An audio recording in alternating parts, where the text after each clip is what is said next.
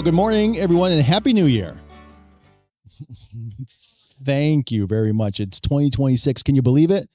It's amazing. It is amazing. So welcome again to the Simply Well Seniors Aging Well seminar series for the third year running. And we're here in Leominster at the Leominster United Methodist Church.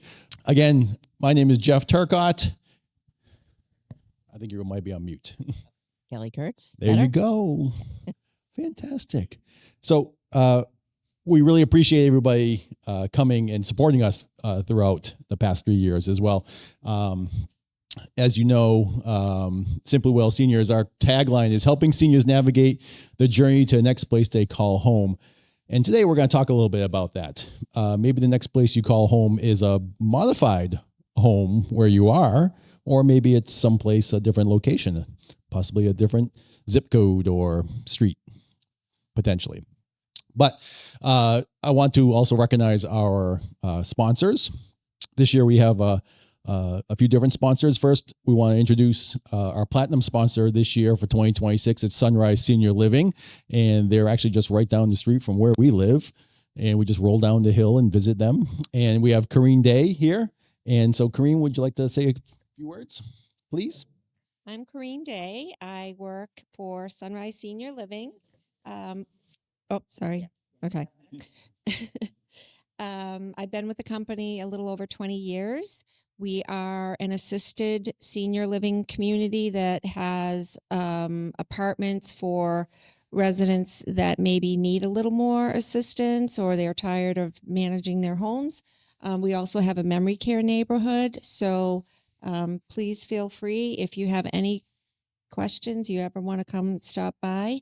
That's the best way to reach me. And thank you so much for coming and inviting me. Absolutely. Thanks for having us. Let's give Karina a round of applause. Thank you. And this year we also have some additional sponsors, Senior Helpers. Amma texted me a little bit earlier. She is on another appointment. She wasn't able to make it. But our pioneer sponsor from way back when is Haywood Wakefield Common. We have Christy Livingston here. So if you'd like to say a word. Yay. Yes, a round of applause is appropriate. Yes. Thank you.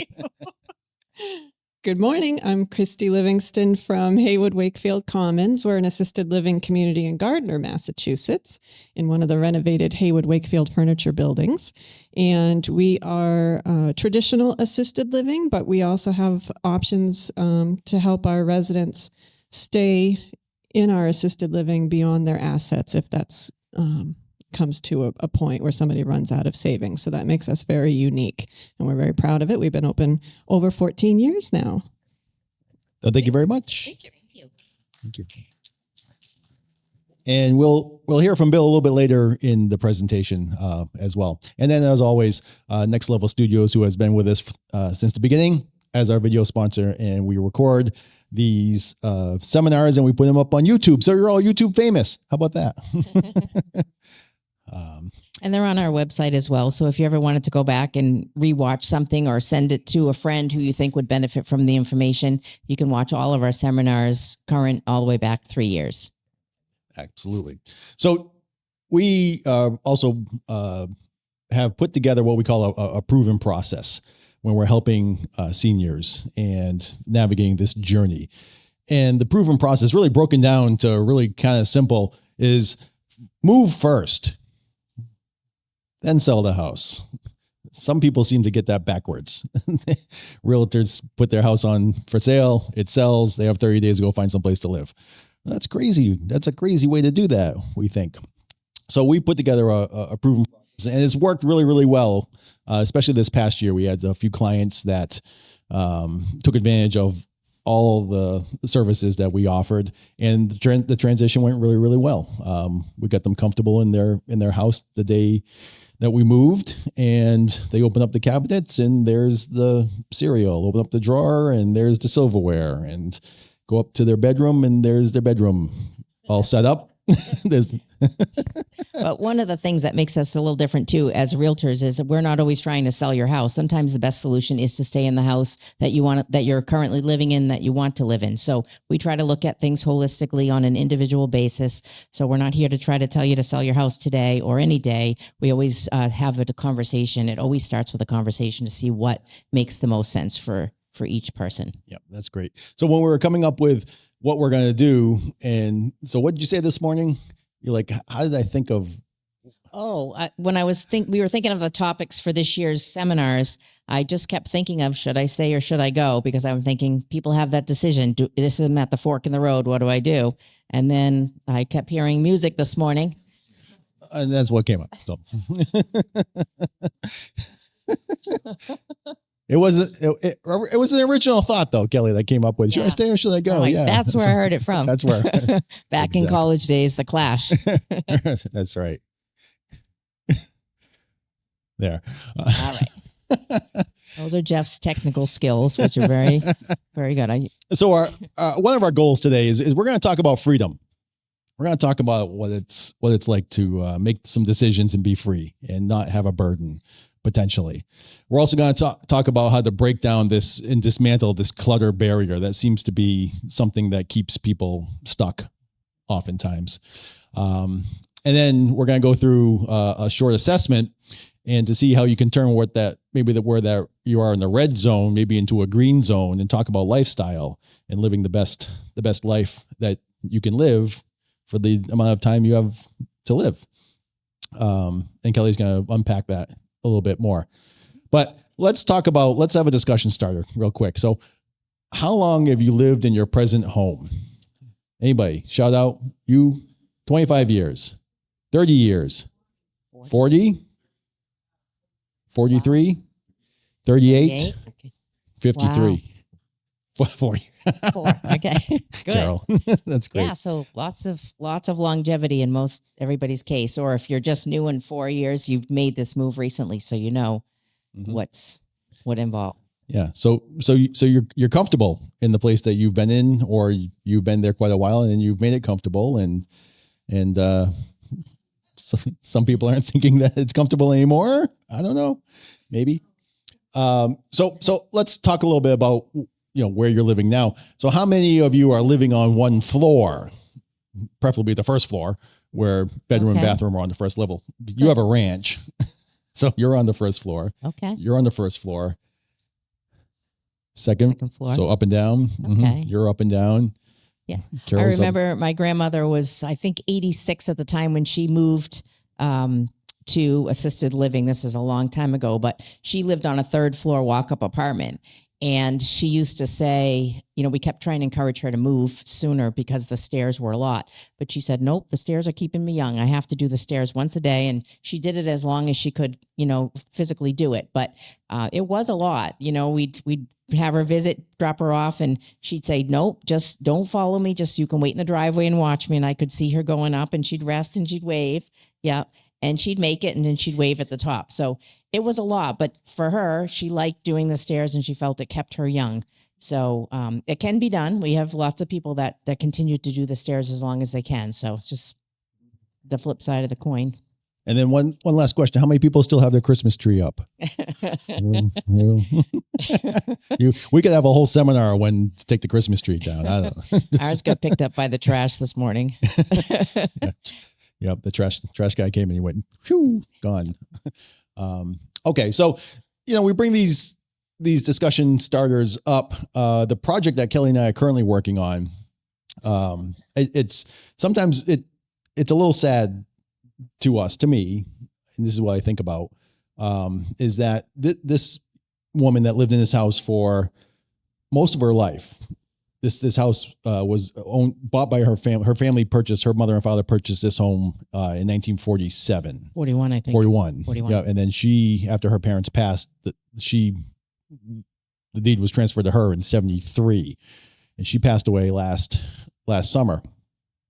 But the last few years of her life were, her bedrooms were upstairs. Her garage was in the basement, so she had to come up some stairs. Anyway, she had to get to this house, she had to come up some stairs. And didn't have any children, had nieces and nephews.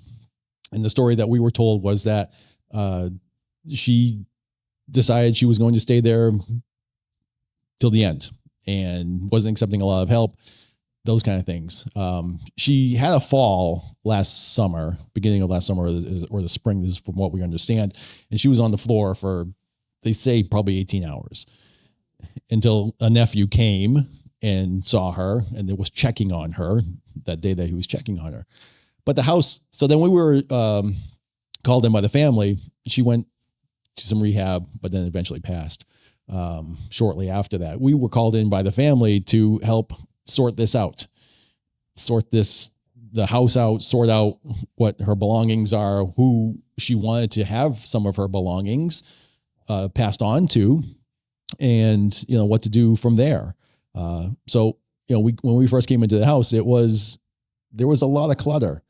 It was 85 years worth of stuff. We found great grandfather's, he was a dentist, so we found a medical bag with dental things in it. A lot of neat things that the family ended up taking, but had to sort through a lot of that. But we also found in her bedroom lots of empty individual applesauce containers and like wrappers from cheese sticks. They were all over the floor. The place was kind of a very disheveled mess, but it made us realize that we never got to meet this woman because she had passed before we were involved, but she was probably sustaining herself on applesauce and cheese sticks. And so it makes us say, at what cost do you want to stay in your house? Is that really how you're going to be at the end because you don't want to get help or you're unable to move or you don't want to move?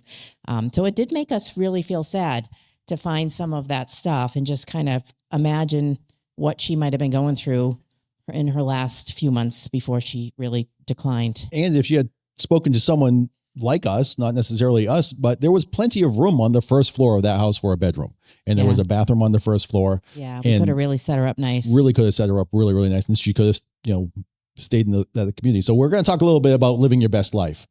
And Kelly and I often, refer to that. I'm all about living to 100. But if the last 10 years are someplace that are not great. Yeah, we've heard a quote before that says we live too long, we live too short and die too long, or something to that effect, where you're spending many years at the end of your life slowly dying and the quality does decline. And that's what we try to avoid for people when they can be in charge and make informed, controlled decisions at a time when they're feeling good. So those last years can be your best life. That's right. And I'm not saying that I have any control of when I'm coming and going. Right. None of us do, but we do know our cat lived his very best life. I mean, right until the end. This is true. He was living large, and he died at home and was right where we wanted him to be. But yeah, it makes you think when you have a favorite pet or something that you don't have to bring them to the vets to get them put down. If they can die naturally, it just makes you feel better. And we all probably feel like that. We want to die in a comfortable place. And we're mostly of the time it's surrounded by the things we love, which are in our homes. So we've broken this down into 3 sections: the physical home and maintenance, social well-being and emotional well-being, and the stuff, the logistics of all the stuff. And this is, we're going to ask you to kind of reflect on some of these things that we're going to talk about, and then we have a short assessment for you. Everybody with us? Yeah. Okay. So here's a nice couple. They're so happy. It looks a little bit like us. That looks like my hair. Yeah. So physical home and maintenance. Let's talk about accessibility, upkeep, and transportation first. So, first thing to consider is when you're on your own home, is your current home set up for aging in place? This is kind of what we're talking about. And that's why we alluded to first floor living, no step entry. The house that we're working on now could have been set up for first floor living. Potentially, we're still a lot of steps, though, to get into the house. So maybe she would have been more comfortable someplace else. We're not sure. So that's the first consideration. Also to consider, in the last year, have you felt overwhelmed or concerned by home maintenance and chores, like getting the lawn mowed or shoveling and plowing the driveway, or maintenance that has to happen. Peeling paint or anything that you walk by every day and you go, oh boy, I really should deal with that, but not today. But it's in the back of your mind that it's something that needs to be addressed sooner than later. Right. And about the home, if you were no longer able to drive comfortably or safely, how would you potentially get around? Are there folks in your network that, or you call your friend, or you call call your daughter? Friends. Yeah. Sometimes the physical, yes, exactly. A physical setting of your home sometimes can be limiting because you may not be around public transportation, or you may be way far away from anybody that is really able to support you. So that's something to consider versus being in a little bit more, suburban and rural suburban area. Right. Yeah. That's a home that we're working on. So she has a car. She had a car. It was her car. It's in the garage, a very tight garage. And she at one time or another, both mirrors were taken off of this. She took them off. Either pulling into the garage or backing out of the garage. Yeah. And at least one time, she didn't pull in quite far enough, and the garage door came down, and like you can see a scrape on the back of the trunk. Yeah. Oh boy, it's one of those if walls could talk. We figured out by the damage what had happened. So, yeah. All right. So next, let's talk a little bit about the community that you're in, the social and emotional well-being of where you are, and how that's serving you. So again, here we are. We're on the street, and people are walking the dogs, and the whole thing. And also the why factor. Why are you staying where you are? What's the why factor? And not all these factors have equal weight as well. You may say, yeah, the house needs some repair, but I really like being here next to the neighbor, or I really like being in this community where I'm supported, those kind of things. So ask yourself, how often are you engaging with friends, neighbors, family, or others in your neighborhood or community? Are you out and about? Are you meeting people for coffee? Are you inviting friends and family over? Do you have that social connectivity? Or are you in a place that you really don't even want to get out of the house, or you don't want to invite people over, or you just don't have, you're not in an area that is easily accessible by other people? Yeah, sometimes people don't want to have company over because their house isn't up to the way that it used to be, because they haven't been able to keep up with the cleaning or the, picking up or the maintenance. So they're embarrassed somewhat to have friends over or family because there's a lot of clutter. So sometimes you start to naturally disengage from socialization just for those reasons, whether you're aware of it or not. We do see it happen, and the person would prefer to go out and meet someone than have company come to them. Over the fall, we recently helped a client organize her garage. She actually has a home. It's set up so there's an apartment for her, and then an apartment for her daughter and her children. So that it's separate living areas, but the garage is shared. But you mostly got into her home through the garage. But there was the kids' scooters and bikes and everything that they played with an hour before dropped in the middle of the. Oh, all kinds of stuff. All kinds of stuff. It wasn't very organized. And there really wasn't any place to put things either. So she wanted to have friends come over, and she wanted them to be able to pull into the driveway and walk through the garage and have a clear path to walk into the house.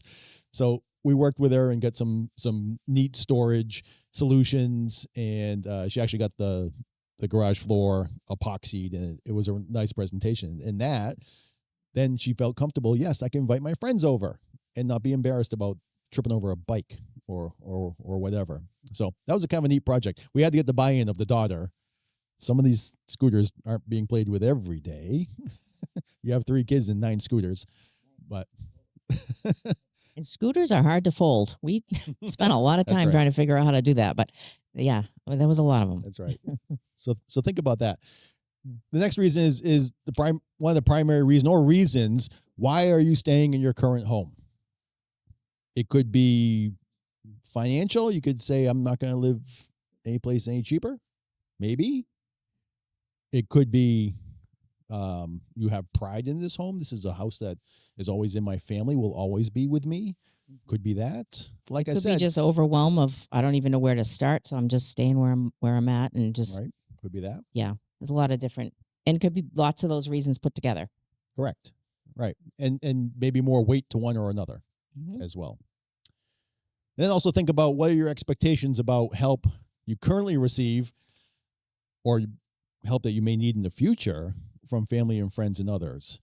Are there people around you in your network that are able to help in the future or are currently helping now and that will continue to be able to help in the future if you do decide to stay there? We did have a woman that we had met at the Groton Senior Center when we were presenting over there maybe a year or so ago. And the exact spot where she lived in town, there were no home care services that would service her exact area, which was very odd. But she was somewhat limited because she needed some help when she came out of the hospital. So she did need to go to rehab for a bit. And then when she came home, she still was unable to get consistent home care. So sometimes, depending on where you live, that could be an issue. Not usually home care services, a lot of places. So, but it did happen in this case. And Groton isn't, it's rural, but it's not that rural that we would ever think home care wouldn't go. But that was just one example of a time when she was assuming she would just stay home and get help, but she was unable to. Right. Right. And didn't think it through until it had to be thought through and was coming up with some roadblocks about that. So does that make sense? Okay. All right. So the next consideration is the stuff and the logistics. And looks like our friend here wasn't watching where he was walking. And good thing the neighbors were around, though. Let's talk a little bit about the clutter barrier, your health projections, and then financial comparison. We'll talk a little bit about that, unpack that a little bit more as well, give you some ideas. But so what are your feelings about the stuff? The stuff. It's always about the stuff, isn't it? The stuff accumulated in closets and basements and attics and garages and everywhere. There was this house that we're working on. There was stuff in it. There was a walk-up attic, nice space, jammed with stuff. You know. And sometimes those feelings can be anxiety, it can be depression, it can be overwhelming, it can just be like, I don't want to even go up there, or I shouldn't go up there because it's not safe to get to what some of the attics are like those little ceiling things that you push aside. But if you've lived in your house a long time, maybe Christmas stuff's up there or old stuff that you don't know about. But if it elicits feelings of overwhelm and anxiety, then even if you're not thinking about it every day, it's probably time to unweight some of that stuff. It will make you feel better to have a plan for it. It's emotional. That's what we're finding when we're meeting with folks. That's emotional. That sometimes we have to, we choose to sit with folks as they go through a lot of these things, and maybe it's just a closet with boxes of Christmas cards or things that they've received in the past and that kind of thing, and just to go through them and have those feelings, have those emotions, but then be able to release them and say, I no longer need this, or we're going to keep one or two, or we're going to, it's going to make us think about who gave that to us. We're going to thank them one more time and then release it and let it go. But none of that happened in the house we're working in. There were Valentine's cards and birthday cards and Christmas cards, and it's nostalgic to go through, but it's all got to go someplace sooner or later. Yeah, and where she didn't have any children, she just had a nephew in North Carolina and a niece who lives more local in Chelmsford, but they weren't her children, so we had to inventory everything in the house for them as part of her estate plan, which was a huge undertaking. But a lot of the stuff nobody wanted, so it literally ended up being just stuff. And she saved it for some reason, maybe because it was overwhelming to deal with it. But at the end of the day, somebody's cleaning it out. And so that's a recurring theme every time we have a seminar. We talk about this, but it's because it's such a big thing for all of us. It is. So also think about if you've had a health setback, or if you do potentially in the future see a health setback potentially, maybe a fall. This gentleman, he might not bounce back. Or if you had a fall, or a setback tomorrow, how would your home function for you as it's set up right now? Maybe not as well if something happened. If you had time to plan, Yeah. potentially you could set up your house to function better for that setback. I know most of us think we're going to have a lot of time to plan for something, like maybe you're going to have a knee replacement or you're going to have a hip replacement. So, that's coming up in June. Okay, I have time from now to June to get ready. But if you fell and broke your hip, now all of a sudden it's tomorrow and you haven't gotten things ready. So that's where the planning comes in, because none of us plan to need it, sooner than we do. But again, these seminars are designed to get people thinking, to start planning, so that these transitions can be less stressful on you if and when they happen. Right. So, and then have you compared the cost of your current home, including the taxes, repairs, transportation, food, to something else, an alternative, senior living, renting,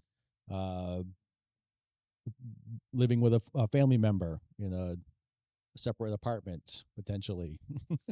How many people, just to show of hands, grew up thinking that renting is a waste of money? If you own your own home, that's the way to go. I know my parents instilled that in us. No, we would never rent if you didn't have to. But Jeff's going to go through a little exercise later, which really makes you shift your thought. And we use these examples for our clients a lot of times when they're in that crossroads of, do I buy something smaller? Do I look for a condo? Or do I think about renting? And the overwhelming theme is that renting is throwing your money out the window. But sometimes it makes sense. And so he's going to review some of that, and it really lets you think of it in a different light. And we've had people who are dead set against, they were never going to rent. And they are loving it. They say, oh my gosh, this is the best thing I ever did. Right. So it's a mindset switch. It is. So we're going to ask Bill to come on up and say a few words, and we're going to hand out a short assessment for you to complete as well, and then we'll kind of review that. Thank you, guys. So my name is Bill O'Connor. I am the Business Development Director for Life Care Center of Leominster and the Highlands. Life Care of Leominster is a 124-bed short-term and long-term rehab facility over on West Street. We are 4 stars. We have great Google reviews. And also the Highlands. The Highlands is located up by the old Burbank Hospital. That is a 160-bed long-term, short-term, and memory care. We are 5 stars, and we have, again, a 4.8 Google review. So if you guys need anything for short-term rehab or long-term, just reach out.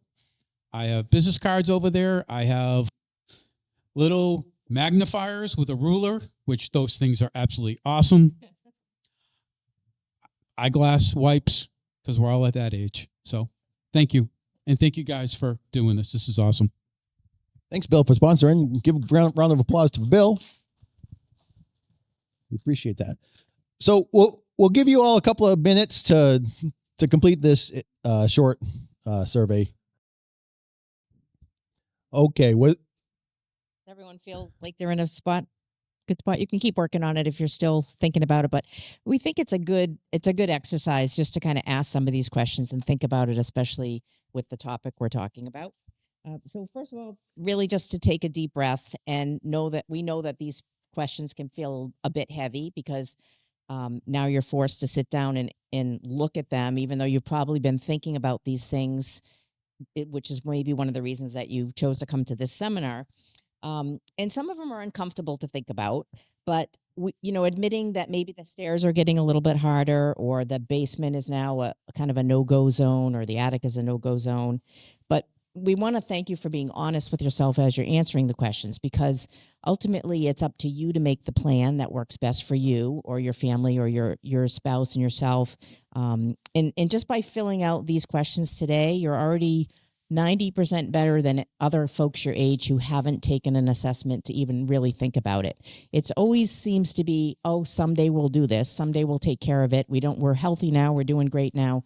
And we all put things off, whether it's losing weight, whether it's, doing something around the house, painting, putting a new roof on, really anything. If we don't have to do it today, the urgency. I told you I'd get to it. You don't have to remind me every 3 months. I'll get to it. Yes. So, I think it's just human nature. But How did everybody feel with checking? Did anyone have all like the ready or the managed, the number one answers? Like you're really good where you're at. Anybody feel like everything is going great? Yeah. A lot of Most them. of it. Yeah. Okay. Okay. Good. That's really good. Many of you probably checked the middle box or the last box where things are still, that's what we're calling kind of the yellow zone, where things are okay now, but you're starting to feel a little bit of a wind of change where things could kind of maybe go one way or the other, or maybe dip a little bit. And today, doing this assessment is really about the planning while you still have the power of choice to do something about it. All of you, are here. You drove yourself here. You're able-bodied. You have, sound mind. You're in a good place as far as making choices.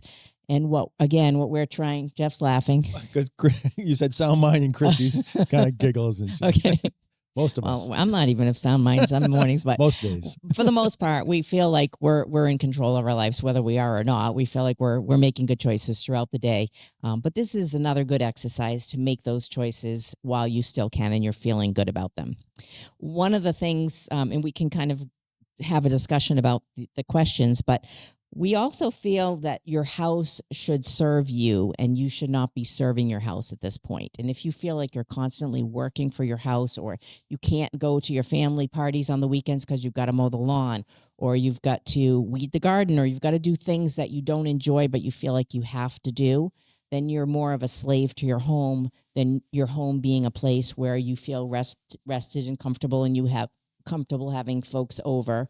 Not that we don't all have chores, because we do, but if it feels like a burden more and more, then it's probably more the case that you're serving your home instead of it serving you.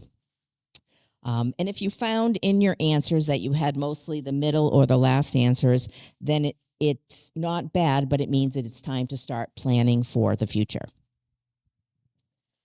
Okay. Let's see if there's anything else. I think that's it. All right. So in terms of the questions, did anyone have any that really stood out as kind of an aha moment, or something that anyone wants to bring up as an example or discussion? We'd love to brainstorm with each other. Yes. Green.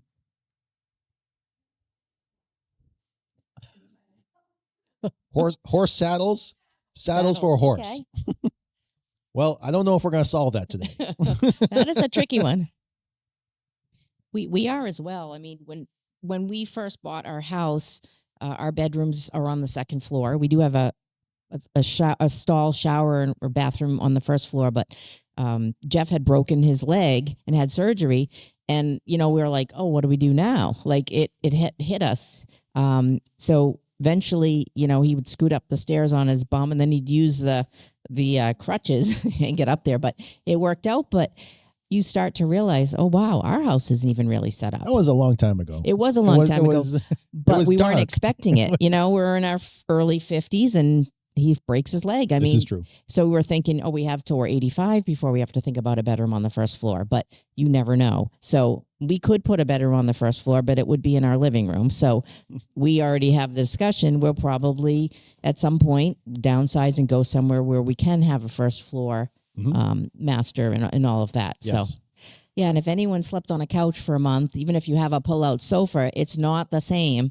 And it throws you off. You wake up in the middle of the night and you're like, oh yeah, I'm in the living room right now. And you have to at least we do, I don't know, but you it throws you off from where your routine is. So yeah, those are things. If you have a potential to add a bathroom or to refinish something on the main floor, now's the time to start thinking about that. It doesn't mean you have to do it tomorrow, but we all know that even to get a contractor into a home or to get a plan or permits and all that, it takes a while. So you want to do it. Did you have something else, Kareen?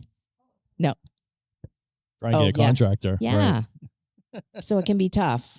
Sometimes you don't, when you need it done, it's like when you have your furnace break, it's better to get it cleaned once a year than to call in February in the middle of a snowstorm because you don't have any heat.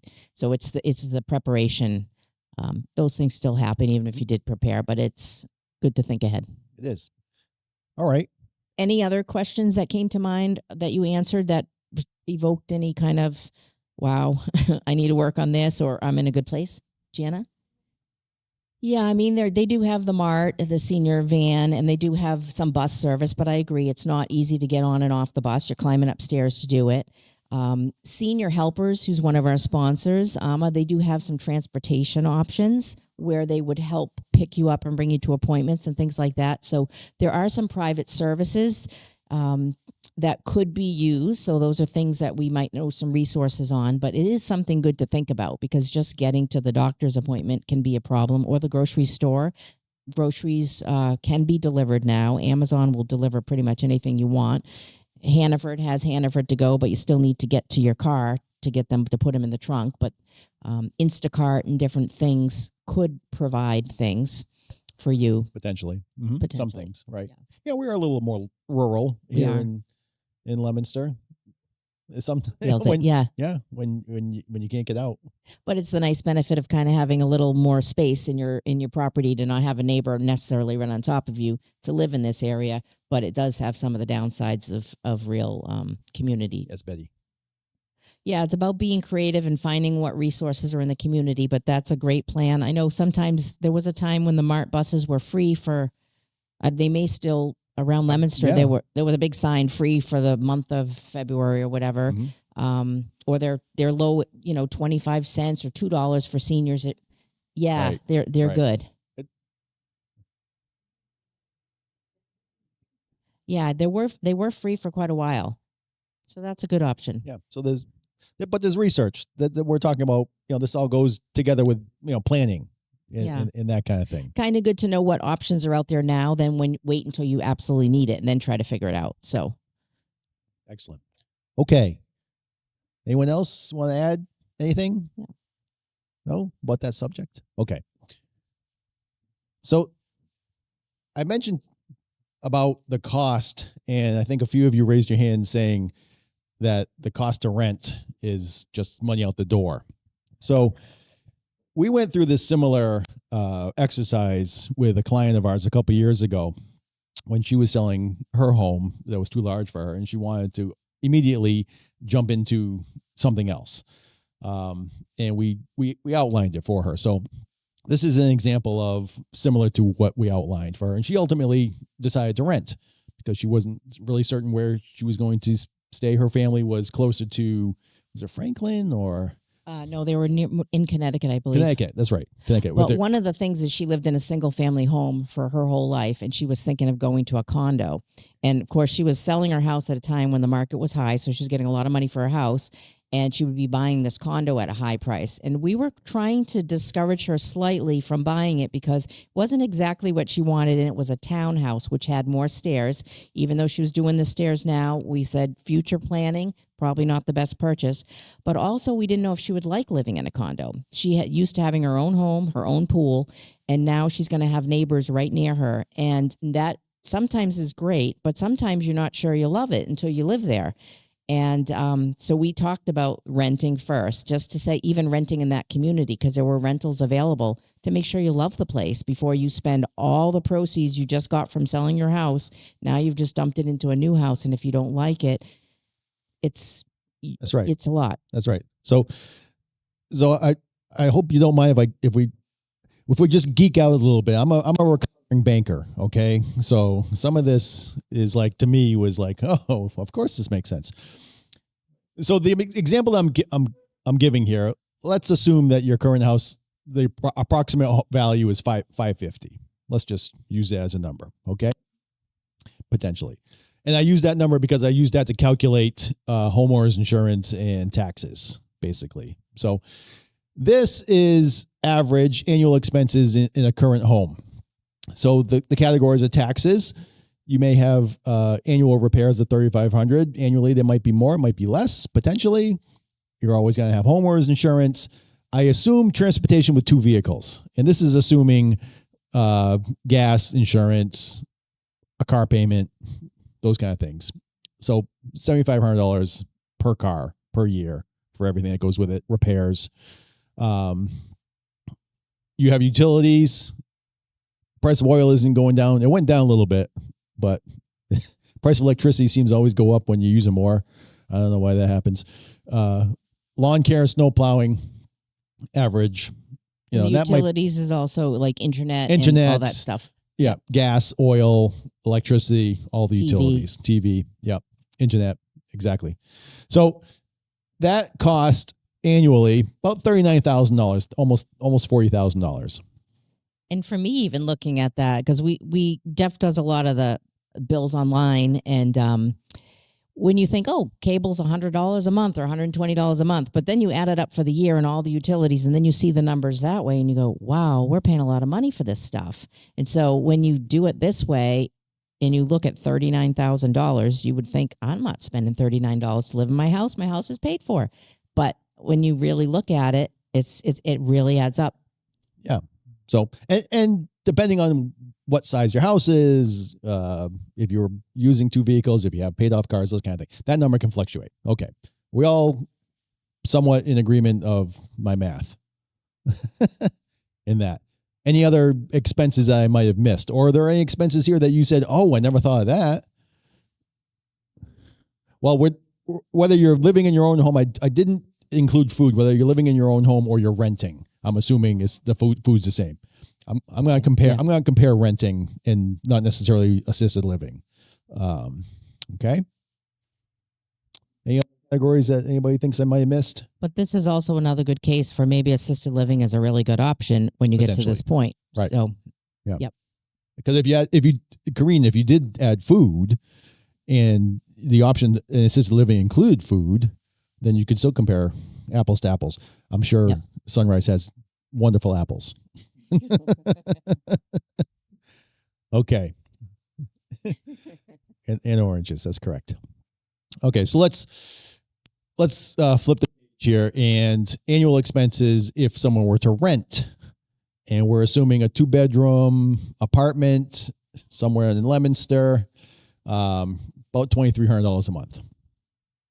That doesn't include utilities. Okay. But what you see is that's missing is taxes. You're not going to pay taxes. You're not going to pay snow plowing and landscaping. You could potentially cut down to one vehicle. So those expenses totals up to about $41,000. Now you might be saying, hey, Jeff, that's a little more than $39,000, isn't it? I think your math is off. 39, 41. There could be a swing either way, really. But that's annual. All right. So that's kind of a picture in time. So it's about $1,800 annually. I mean, that could swing one way or another, either way. But it's not that much less expensive to live in your current home than it is to rent, using this example. So is that really money that's thrown away? Maybe not. I mean, we all understand appreciation in the home and, values and those kinds of things. You don't get appreciation from rent you paid, but cash on cash. That's what we're talking about. Okay. That make sense? Yep. Everybody follow me here? So let's expand this. What we didn't talk about is the last category there, major repairs, roof, furnace, appliances, etc. Call anything else major. If you live in your house long enough, there's going to be a major something somewhere. There's going to be a roof that needs to be replaced. There's going to be a furnace that needs to be replaced. There's potentially going to be windows that need to be replaced. And within a 5-year span, just pick one of them and call it $20,000 within that 5-year span. Now, so the 5-year cost to live in your home is about $218,000. If you compare that to renting, you don't have that one-time, expense potentially that the roof, you're not paying for the roof. You're not paying for the furnace, those kind of things. So a 5-year cost about $208,000, a difference of about $10,000 over those 5 years. Now that's a difference. That's $10,000 more in your pocket potentially, because you didn't have to make the big repair on the house. And like I said, you live in your house long enough, appliances break down. When we bought our home and we furnished it in 2018, we were told that the appliances that we bought brand new would last about 7 years. Yeah. And we bought this beautiful KitchenAid cobalt blue stove that we wanted. It was like the centerpiece of our kitchen. And we're like, that's only going to be 7 years. So far, it's lasted longer, but you think even if you buy the high end stuff, they're saying even that is manufactured to not last. So it makes you think, wow, stupid. And Yes. Yeah. well, 5 or 7. That's right. Right. And if you're lucky, right. you get 3. Yeah, Right. I know. No, but it's true. No. You think you're all set forever because you used to be. Right. Yeah. So it's going to happen within that time frame. Yep. So, all right. Does that make sense? This is what we're kind of comparing here. Okay. Everyone depressed now? Let's talk a little bit. This was where the aha moment was for the client that we were working on. Okay. So if you sell your house and the value is $550, after commissions and taxes and everything else, the proceeds were about $502 in her example. Okay. If you took that $502,000, and assuming she didn't have a mortgage either. So assuming you don't have a mortgage. So you sell your house and you have that cash, and you were to take that cash and put it in a bank and get 4.25%. You could probably find it. Maybe closer to 3.75 today. Depends. But after the 5th year, after 5 full years into the 6th year, your money would have grown to $642,000. So the money's there. And if you were to rent, you have this money to draw on if you were going to rent potentially. So what, annual interest on just $502,000, about $21,000. It was about $40,000 to live in a rental. So really only cost you $20,000 potentially. You're paying that anyway to live in your current home. So cash flow is about the same.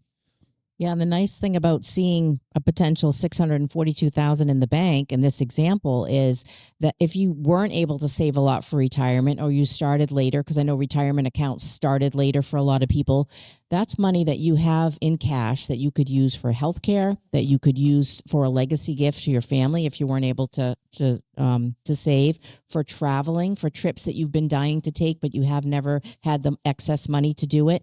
It allows you a lot of financial freedom to have that kind of money in the bank, and it will continue to grow for you, and a lot less stress knowing that I've got this nest egg should I need private care in my home, or if you end up staying, or even if you've moved to a rental, do you need private care there? You've got a lot of cash to work with in addition to your health insurance and whatever else you've paid or saved already. So it's kind of a nice added, your home has now worked for you. It's now paying you back for all the time you spent there. And the client that we were speaking to, she said, well, if I pay cash for my next home for my condo, I'll have the value of the condo.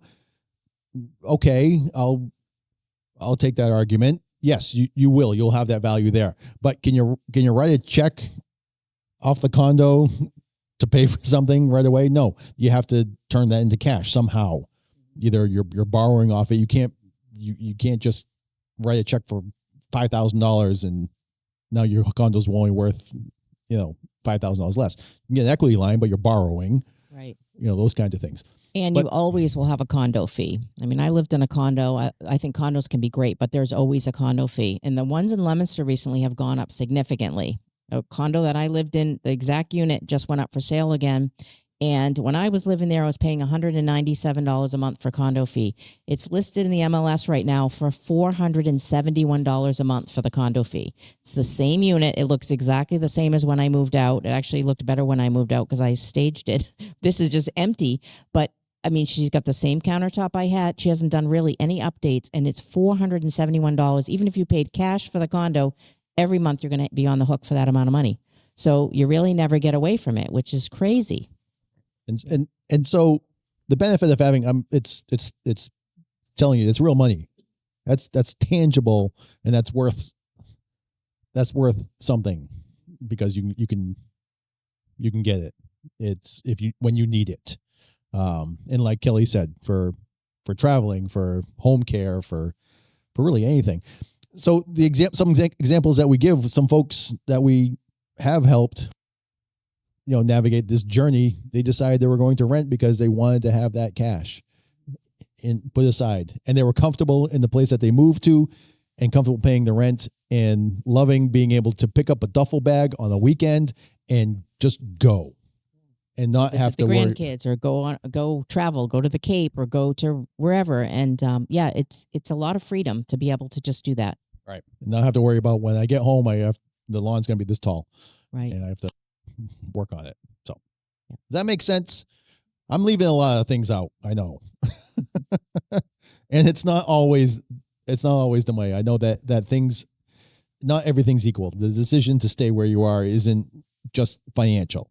It isn't just I love my neighbors. It's not just this house has been in my family for X number of years. You labeled the years. Yeah. So It's just a nice way to see it from a different perspective that you don't normally see or think of. And I would never have believed this until we started going through it with clients a few years back and see the difference. And it really is eye-opening. Yep, it is. So this is a beautiful home. This is very similar to the home that we have listed right now. It doesn't look like that now, though. It did at one time, and a lot of folks, they have a beautiful home. It's beautiful. It's fantastic. But over time, if you don't keep up with the things that you should be keeping up with, it could be looking at. You need the roof isn't leaking, but it's gonna. Yeah. The shrubs are overgrown. We had a landscaper come and for not a lot of money, cleaned out a lot of the overgrown shrubs in front of us like this, and what a big difference. Huge. Yeah. But she wasn't keeping up with it. She couldn't. She wasn't getting out that much, so she didn't notice it anymore. It just kind of happened over time. It's kind of like when you have little kids and you see them every day, but then their grandmother or the aunt or somebody comes over that hasn't seen them in a while, and they say, "Oh my gosh, you got so tall," because they notice a big difference because it's been a while. But just over time, these things happen. And then now this is what you're leaving to cash in for your retirement or for your health care. And now the value is significantly lower at this point. You can imagine all the repairs that need to be done and what it might look like inside. So now this is what you're relying on instead of selling when you're in a better position. Correct. Right. And for some reason, the windows on the garage door went away. I don't know how that happened, but The power of AI. yes, deal. Okay. But what we're talking about is living your best life as well. And some of these decisions to stay where you are, other factors could be outweighing other things. If this is just one example, if yard work and home maintenance brings you joy, this is my thing, man. I get a lot of pride out of this. I'm a former finished carpenter, and I'm just really great with this finish work and all this that brings you joy, and you get onto that lawn tractor, man. That is your happy place. You love that. That's fantastic. That you look forward to it. That's great. Does that look like someone we know? Yeah. Now they have cup holders in the tractor. You can have a cocktail while you're out there. It's great. Then great. That's fantastic. Yep. That's good, man. Maybe you don't love it every week, but But if it's a nice day and you're out there and the birds are singing, love it. Yeah. Or if yard work and home maintenance brings you pain, not just emotional, but physical pain. You're the same guy. He's not happy. He's not happy about that at Saying, all. I just mowed the lawn Tuesday. What do you mean I have to do it again? It's Saturday now. Oh, right aloud. So. And sometimes the joy you have of how your house looked a certain way, and you were you had so much pride in how well you maintained, and now it's not starting to look the same. That causes another whole level of stress for folks because it's not the way that they know that they want it to be, but they can't. They don't have the energy or the ability to do it. We have a neighbor that's the same way. She's so frustrated that her gardens are not what they used to be. And we're trying to help her with some raised planter beds or some things that she could still enjoy the garden, but not necessarily have it the giant garden she used to have. But it is emotionally difficult for folks. Okay. So we're getting to the end of this. We talked about the elephant in the room. We keep going back to that. It's the stuff, all the kinds of stuff in the room. And that oftentimes is where people have decision paralysis. I just can't. What am I going to do? I'm just not going to be able to get to there. We hear this all the time. I'd move tomorrow if I could just snap my fingers and have all the stuff gone. Well, it's called D&D waste. They'll get it all gone. But that's not the best way to do it either, to do that as well. I like this, the way this was put. It isn't that you aren't capable. Everyone in this room, I think, is capable. It's that you have 30 or 40 or 50 years of emotional weight, and we talked a little bit about that. Memories packed into these boxes, and those memories are oftentimes heavier than the physical weight of those boxes. That can physically pick that box up and get rid of it, but what goes with it, and processing and going through it, it's real. We visit with people and we see it all the time, and it shouldn't be ignored at all. We meet other folks that do something similar to what we do in working in this, mature market, and they do it very, very differently. And there's not a lot of compassion. And we say there's a better way to do this than to. I'm hearing it in my head. The dumpster backing up and beeping. It's that's not what you want. I don't think. Maybe it is for some folks, but there's an answer. Let's talk just really quickly about what this magic wand is. And it's move management. And in the past year, we've helped 3-4 clients, separate clients. It differentiates the whole process. When you're working with a senior move manager, and there's a number of senior move managers certified by National Association of Senior Move Managers, which we are, and there's a number of them in the state and in the area. They help coordinate this whole move. And whether you're moving into assisted living or whether you're moving into a condo or a rental, it's the nitty-gritty of the things. And trying to figure out the nitty gritty and have a schedule and have resources to get across the finish line in a very short amount of time. When the planning is happening, it's a beautiful thing. So it's a short amount of time, but it's kind of a long amount because we try to work with people well in advance of when the move happens, so we can start sorting through things with you. So you're not doing it quickly and in a hurry. So that's one of the benefits of working with us as senior move managers, to do that. And also, as Jeff said, there's quite a few of us, but there's not many that are also realtors who can help coordinate the whole project of the actual move with the moving pieces, because those sometimes are, you have two different people leading two different game plans, and they don't always align. So we like to call ourselves project managers more than anything else, to help really oversee the whole thing for our folks. Yeah, and you never really think about it until you get there. Which drawer is the silverware going into, and what drawer is actually going to fit the silverware, and which cabinet are going to be where the bowls are, and which cabinet is going to be where the food is, and all those kinds of things. Having a game plan of how that's all going to happen and where it's all going to go makes the process quite a bit smoother. So, a move manager will develop a personalized move plan tailored to the client's needs, assist with floor planning. We're going to be working with another couple. They're moving into some assisted living. They're just waiting for a unit to become available, a unit that's desirable to them because they have the time to wait. And we're looking at how the unit is set up, what the floor plan looks like. And so where the couch is going to go, where the TV is going to go, and have all those things laid out. So when we get there that day, we know where everything's going, and we'll be able to get them set up and remove all the boxes and the packing that day, so they won't have that to be tripping over, when they get home in the afternoon. I just handed out a handout that we developed called Moving Mom and Dad. And it's something we usually do when we're working with adult children who are helping their parents move to a new area. But it's relevant, I think, to all of us. And it just kind of shows some of the examples of some of the things you have to think about when you're moving. And it's overwhelming. So on the left side of the handout is just all those little things, and the right side is like, make one call to us. This isn't a sales pitch for us to do that, but it's just to show you that there's people out there that can help coordinate all those. And if some of these things on the left side are holding you back because you just are overwhelmed, you don't even know where you would start, just to know that there's folks like Jeff and I that could help guide you and walk you through the entire process so that it makes it feel more doable and manageable, and not as overwhelming for you.